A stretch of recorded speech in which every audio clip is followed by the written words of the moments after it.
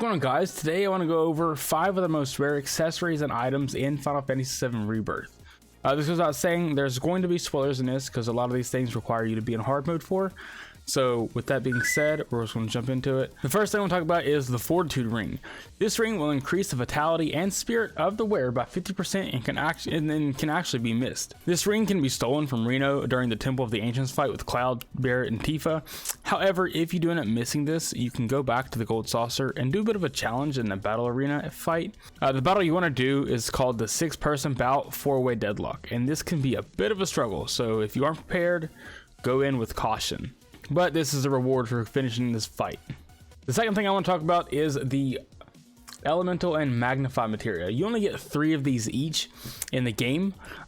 So unlike OG and FF7, the all or the magnify materia as it's called in Rebirth is very hard to come by, which is kind of a bummer. I wish there was more magnify materia because I just like having everybody with one. That's how it was in OG.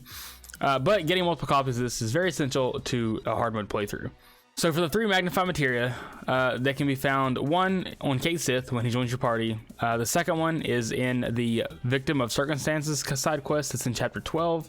And the final magnify materia is in the combat sim after beating Gilgamesh. And the battle is called Brutal Challenge Hellions Atonement. For the elemental materia, you'll need to do 3 combat sim battles. Junon battle Intel White Squall, Gongaga battle Intel Distant Tremors, and the brutal challenge Requiem of the Scorned, or for the Scorned. So this means you can only get 3 of each of these super useful support materia, which kind of sucks. Like I said before, I wish we could get more of them, but it is what it is. This next accessory is for those who want to start battles off with a full limit break gauge, and it will also slowly recharge your limit gauge as the battle goes on. This can be very useful for those who want to utilize the Aerith infinite limit break strategy. Video on that in the description if you need to know how to do that. And it'll start the battle off with 3 full limit gauges instead of just 1 using this strategy. To get this accessory, you'll need to have completed the hard mode main story and all of the hard mode brutal VR challenges, including an insane final gauntlet challenge. But I'm not going to spoil that for you because it is insane. But once you do all that, you will get the God of Damn Rung as the reward. Next, we have the Genji accessory set. These accessories might be some of the most useful in the game, in my opinion, because the Genji gloves remove the damage cap of 9,999. The earrings will increase your damage dealt by 15%, but also increase your damage taken by the same amount.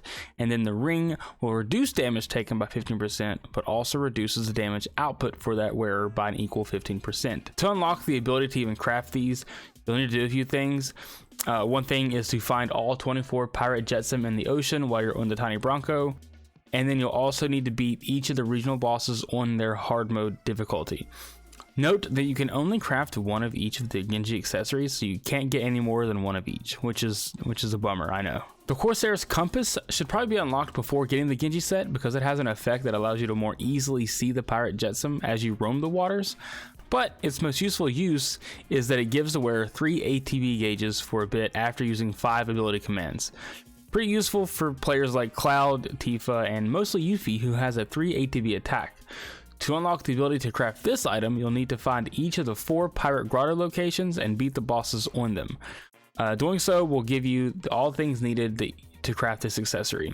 And here's a bonus that's pretty useful and is a staple in many of the Final Fantasy games, the ribbon. To get this, you'll need to do the side quest Can't Stop, Won't Stop in the Gold Saucer and defeat the secret 3D Brawler boss.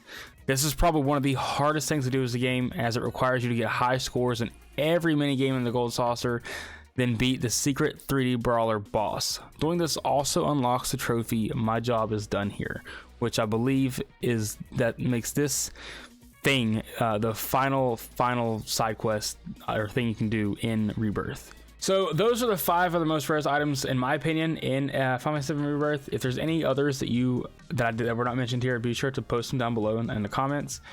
And as always, thank you so much for watching and taking the time to view this. And if you did enjoy this or found this useful, be sure to like and also subscribe for more Final Fantasy VII Rebirth content, guides, and tips and tricks and stuff like that, all the stuff. Be sure to check out this video up here for more Final Fantasy VII content, and I'll see you guys next time. Peace.